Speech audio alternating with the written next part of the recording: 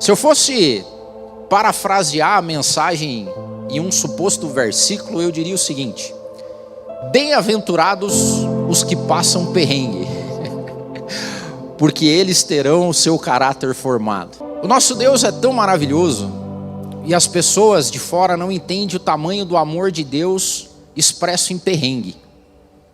Porque hoje tudo que as pessoas não querem na vida é perrengue. Deus, além das promessas, Ele trabalha no processo de caráter, de formação de caráter. Porque além da promessa que Deus tem pra gente, isso já está garantido. O que Ele quer é que eu e você, dia após dia, sejamos mais semelhantes ao Filho dele. Paulo, escrevendo aos Romanos, no capítulo 8, versículo 28, ele diz o seguinte: e sabemos que todas as coisas contribuem juntamente para o bem daqueles que amam a Deus, daqueles que são chamados segundo o seu propósito. Vocação. Aproveitar hoje para a gente falar um pouco sobre chamado e vocação. E o Deus que forma caráter em pessoas vocacionadas. Se eu fosse parafrasear a mensagem em um suposto versículo, eu diria o seguinte: bem-aventurados os que passam perrengue, porque eles terão o seu caráter formado. O nosso Deus é tão maravilhoso e as pessoas de fora não entendem o tamanho do amor de Deus expresso em perrengue. Porque hoje tudo que as pessoas não querem na vida é perrengue. Mas você sabe que uma coisa que eu tenho aprendido já faz alguns anos que eu trabalho com empresários. Nós lá na empresa ajudamos empresas a desenvolver a cultura, o legado deles. E é tão interessante que a gente encontra pessoas que são milionários. É até uma dificuldade, né? Porque você chega numa empresa para ensinar algo para alguém e o cara tem helicóptero, tem carro importado, viagem todo dia. Você fala, cara, vai me ensinar o quê? E você sabe uma das coisas que a gente tem ouvido recorrentemente dessas pessoas? A dificuldade que eles têm em formação de filhos. Porque os filhos, eles vivem não em escassez. Esses filhos vivem em abundância. A dificuldade grande que esses homens e mulheres, empresários, empresárias, que forjaram impérios, são ricos, poderosos, eles têm uma dificuldade enorme em lidar com um filho que nasceu sem ter necessidade de coisa alguma. Um filho que não vai passar por perrengue. E o pai, por mais que queira infligir perrengue na vida do filho, ele não consegue, porque é difícil, né? Esses dias vi um bilionário falando. Ele falando, eu vejo que tem pais que tentam infligir perrengue no filho. Então imagine que você nasceu filho de um bilionário. Aí você fala para ele, não cara, dá teus pulos, vai trabalhar de busão. Aí eles saem e vão para o almoço de família. E lá no almoço ele gasta 30 mil reais no almoço e o piá come lá. E o piá tem um quarto bacana, tem carro, tem à disposição tudo. E é interessantíssimo isso. Aí a preocupação desses pais. A preocupação de como infligir caráter. Como formar o caráter de uma pessoa que não vai passar por perrengue. E às vezes a gente não entende isso porque... Por que às vezes a gente vê essas perguntas recorrentemente, né? Deus, eu te sirvo, eu vou na igreja, eu oro, eu leio a Bíblia, eu jejuo, por que tanto perrengue, ó Deus? Por que eu? E aí, por um outro lado, uma boa parte da mídia e do movimento gospel, sabendo dessa carência humana, prega o contrário, inclusive. Prega um Deus que é como se fosse um gênio da lâmpada, um pai extremamente amoroso que vai simplesmente dar tudo o que você quiser, na hora que você quiser, para você não ter sofrimento. E essas igrejas lotam, é claro, porque quem não quer ouvir essa realidade? O ponto é que Deus tem promessas para a gente. Nós somos herdeiros. Nós temos o maior tesouro que qualquer ser humano pode ter, que é a salvação da nossa alma, a garantia que nós já somos vencedores. Só que Deus, além das promessas, Ele trabalha no processo de caráter, de formação de caráter. Porque além da promessa que Deus tem para a gente, isso já está garantido. O que Ele quer é que eu e você, dia após dia, sejamos mais semelhantes ao Filho dele. E nós, como filhos adotivos, alcancemos essa graça de algum ponto ainda nessa fase da vida, na vida material, conseguirmos ser exemplo para o mundo do que é um filho amado de Deus e que tem o caráter formado por esse Pai. E é por isso que a gente não entende algumas coisas. A gente não entende por que Deus demora. Um Deus que promete. Deus é um Deus de promessa, disso nós não temos dúvida alguma. O Gênesis começa com uma promessa divina. O homem cai e Deus naquele momento promete: da descendência dessa mulher vai vir aquele que vai esmagar a cabeça da serpente. E nós vemos a Bíblia, um processo até a chegada de Jesus Cristo para que isso aconteça. Deus promete porque Ele é fiel, e Ele cumpre porque Ele não pode negar a si mesmo. O problema é o processo, o problema não é a promessa. É o que Deus faz com Abraão. Deus promete a Abraão um filho, mas Ele só cumpre essa promessa 25 anos depois, a ponto de Abraão já não acreditar mais. Só que o que Deus queria era, naquele processo, expor a incredulidade de Abraão. E quantos de nós, em algum momento da nossa vida, a gente já não fica incrédulo? Assim, não vai rolar, não vai acontecer. Deus não quer nada comigo. Olha a idade que eu tenho, tanto tempo já passou, olha o quanto que eu... E é Deus falando assim: eu vou tratar a tua incredulidade. O dia que você crê verdadeiramente, as coisas vão acontecer. Deus expõe as nossas tentativas de atalho. Abraão e Sara foram isso. Cria atalho para tentar resolver os problemas de Deus.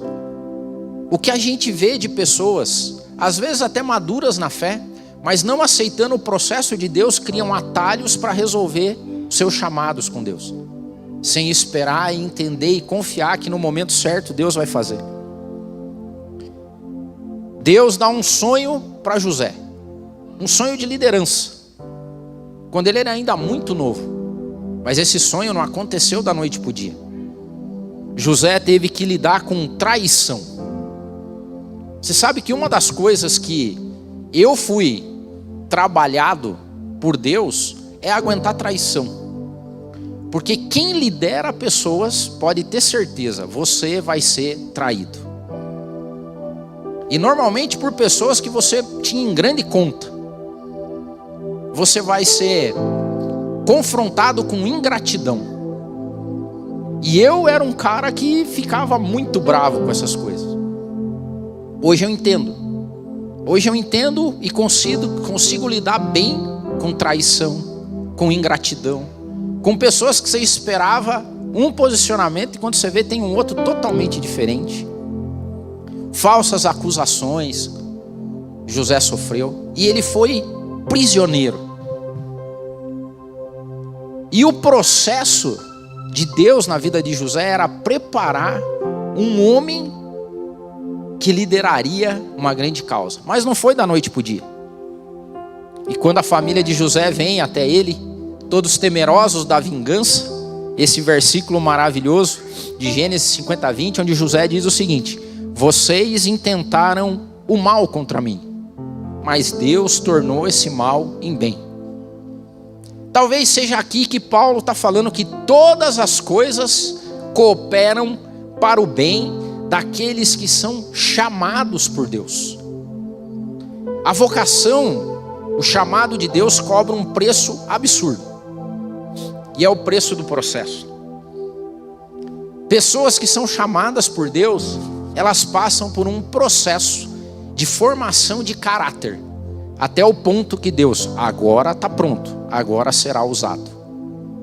E sabe por quê? Porque Deus, como um pai amado, jamais entregaria ferramentas, dons, talentos, aqueles verdadeiros e genuínos para o reino, sem uma pessoa estar preparada, porque isso destrói aquele que possui. É Deus falando, né, para o seu servo: não peça para ver minha glória, porque se você pedir, você vai morrer, entendeu? Ninguém até hoje saiu vivo dessa história. E Deus vai tratando com a gente isso. E eu falava com o Cleverson, e eu estou trazendo essa mensagem porque hoje eu sabia que vocês iam estar aqui. Há anos atrás eu conversei com o Cleverson, e essa semana eu conversei de novo. E o que eu disse? É outro Cleverson. Porque há uns anos atrás eu conheci o Cleverson e vi que ele vinha e apresentava o plano dele para Deus e falava: está aqui o meu plano e Deus vai abençoar. E eu, naquele dia que a gente estava junto almoçando, eu não falei nada, mas só por cima eu falei: não vai rolar assim.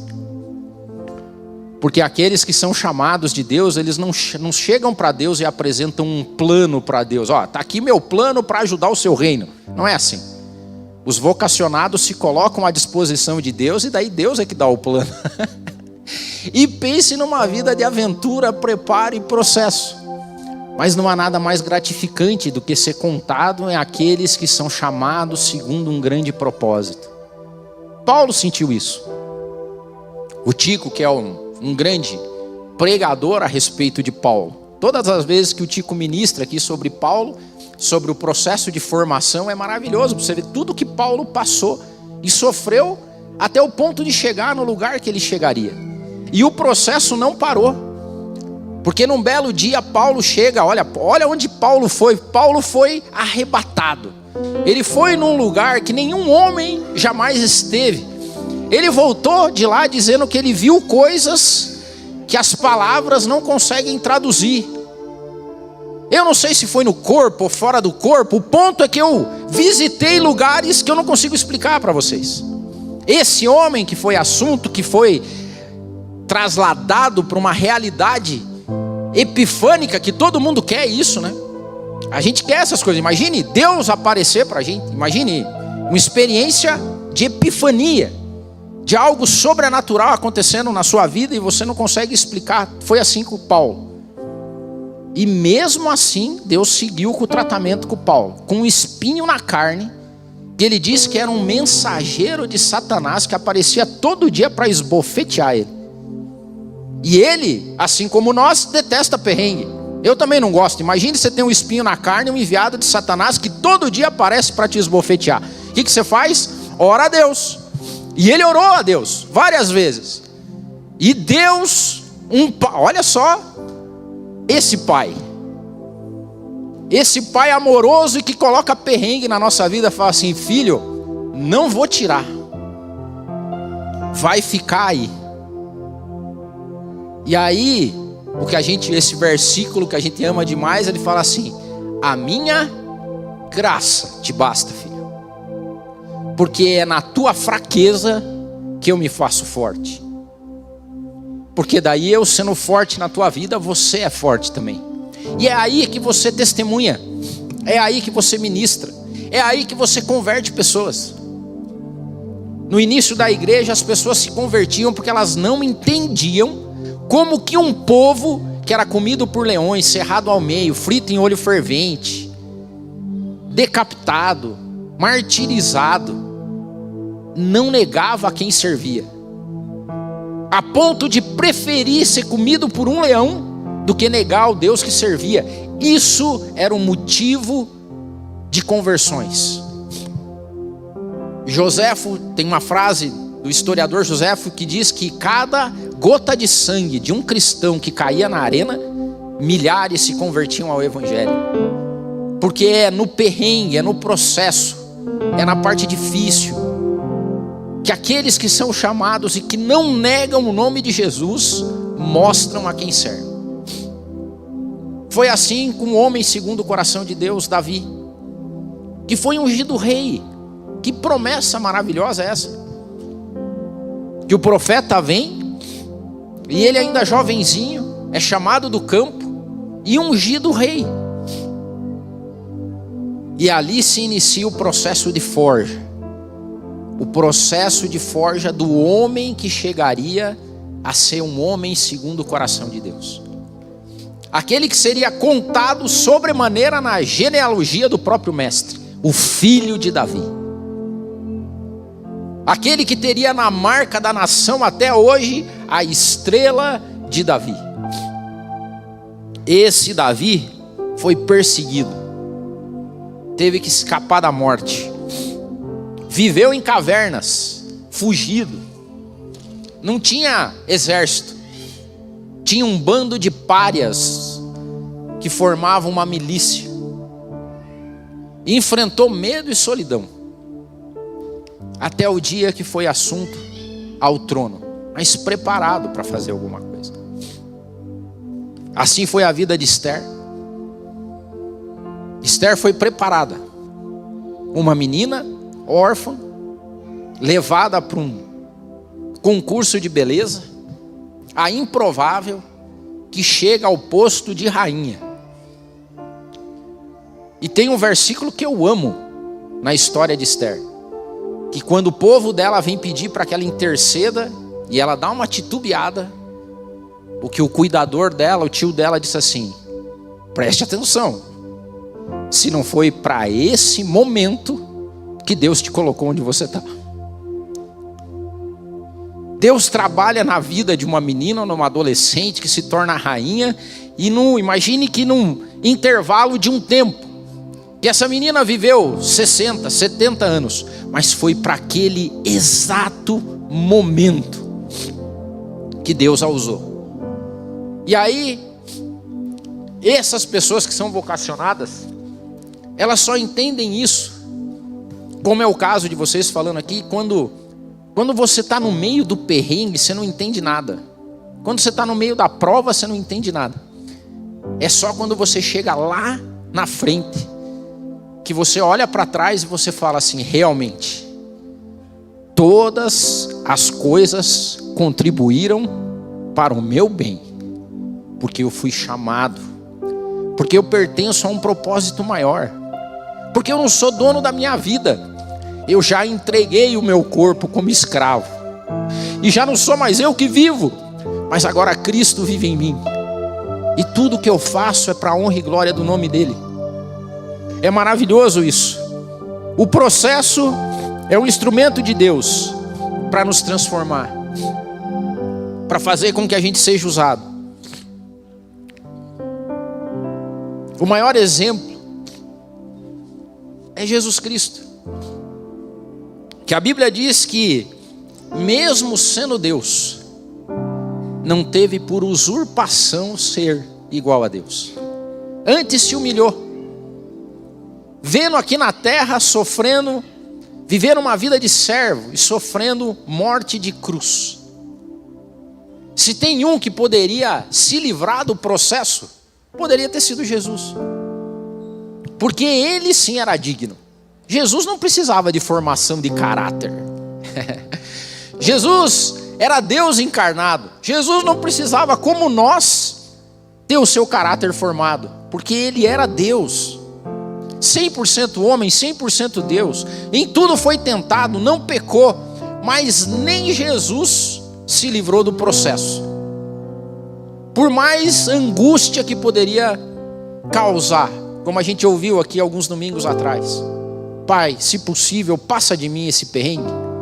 Pai, se possível, passa de mim esse processo.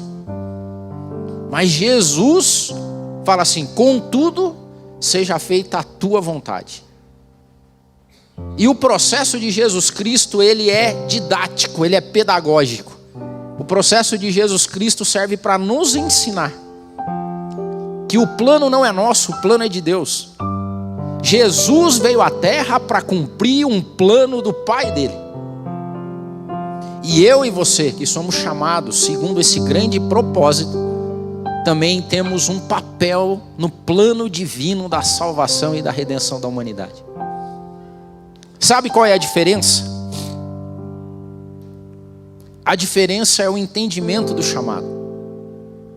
Porque as pessoas que têm efetivamente a sua vida entregue a Deus, elas desenvolvem essa habilidade, que é uma graça dada por Jesus Cristo, de no meio desse processo, ser seguro pela mão poderosa do nosso Mestre. Eu louvo a Deus por viver ao lado de pessoas que são chamadas, que são vocacionadas. Porque isso é exemplo, esse é um verdadeiro testemunho. Nós estamos formando gerações. A nossa vida é bem mais fácil do que foi dos nossos avós. Os nossos filhos, se não entenderem o processo que Deus tem na vida deles, podem querer se livrar disso e procurar uma vida mais fácil. Mas tem princípios e valores que jamais devem ser abandonados. Eu lembro do Marcos e da Tânia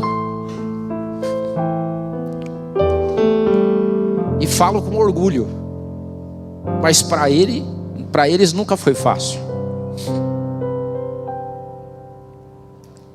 E me permita, Marco, testemunhar sobre a sua vida.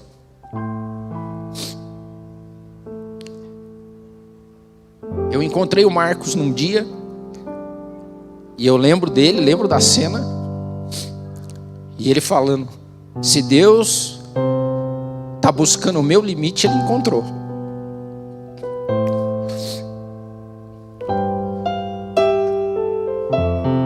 Mas são testemunhos de pessoas vocacionadas, de pessoas que entregam sua vida, de pessoas que aceitam o processo. Bem-aventurados os que passam por perrengue, porque terão o seu caráter formado e forjado pelo Espírito Santo. Sabe, a colheita não é aqui, irmãos. A grande pegadinha do inimigo é ele colocar na cabeça de homens e mulheres vocacionadas de que o nosso pagamento será nesse mundo, com poder, com fama e com dinheiro. E eu já falei isso aqui, vou repetir: isso é um ensino satânico. A única pessoa na Bíblia que prometeu poder, fama, riqueza em troca de adoração foi o diabo. O nosso pagamento está guardado num lugar onde a traça não corrói, onde a ferrugem não consome, onde olhar humano jamais penetrou. E um dia os vocacionados serão pagos. Um dia os vocacionados terão a herança. Um dia os vocacionados terão galardão. Até lá, eu e você estamos num processo de construção de caráter. E como é que a gente sabe se a gente está melhorando? Um pouquinho a cada dia mais parecido com Jesus. Dificílimo, mas a gente não para aqui. E você sabe uma coisa que me deixa triste hoje? Ver pessoas vocacionadas desperdiçando o seu chamado e a sua vocação. Porque eu acho que já fui um dia assim.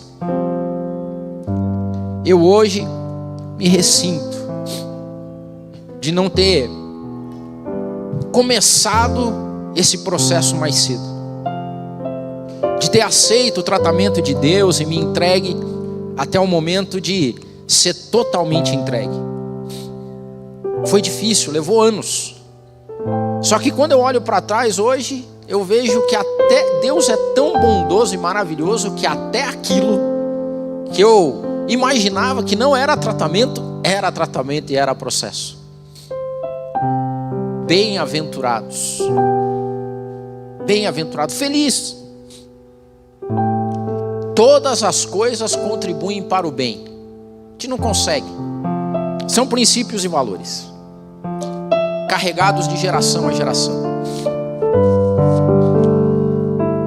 Eu vou contar um testemunho. Essa semana eu fui convidado para fazer uma palestra num cliente nosso. E eu vou falar aqui porque a história é conhecida deles. Do supermercado Jacomar. A família Prancates são os herdeiros do seu Jacó e da Dona Maria. Eu não sabia, inclusive, que Jacomar é a junção de Jacó e Maria. E o seu Jacó e a Dona Maria, há 60 anos atrás, começaram a vender queijo e requeijão, lá no Boqueirão. E hoje, a quarta geração dos bisnetos tem um grupo maravilhoso. Bom, vocês conhecem.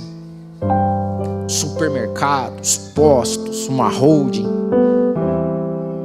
E eu fiz a palestra e falava que há 60 anos atrás não tinha planejamento estratégico. Tinha princípio e valor de trabalho, de honestidade. E eu descobri uma outra coisa também. Que eles eram cristãos. E que a família é uma família de cristãos. E outra coisa que eu descobri que para o seu Jacó e para a Dona Maria, domingo era o dia da família. E é por isso que o Jacomar não abre no domingo. Isso aqui não é publicidade, eu estou falando de um conceito, de um princípio, de um valor. Sabe por quê? Porque mercado aberto no domingo fatura muito.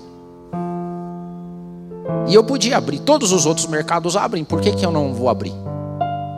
Mas porque teve um princípio e um valor do fundador que dizia que domingo não, nem para o nosso cliente, nem para o nosso empregado, domingo não.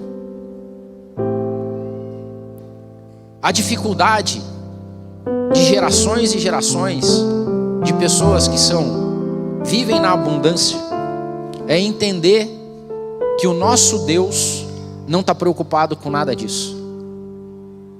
Por incrível que pareça, o nosso Deus não está preocupado se a gente vai lidar com essas coisas da promessa. Sabe o que Deus está preocupado? Que eu e você voltemos para casa. Que eu e você tenhamos o caráter formado por Jesus Cristo. E um pai amoroso faz isso com a gente, por mais difícil que seja de aceitar. E eu quero orar para terminar o nosso culto. Mas eu queria orar hoje por pessoas vocacionadas. Se coloque em pé. Eu já fiz esse apelo algumas vezes em algumas igrejas em momentos diferentes. Eu digo sempre que tem duas orações e duas entregas que são marcantes na vida de um cristão. A primeira delas é quando ele aceita Jesus Cristo. Quando ele se entrega para Deus e aceita Jesus Cristo como Salvador. E aí depois tem uma outra, que é quando ele se entrega ao chamado de Deus para a vida dele. E essa aqui,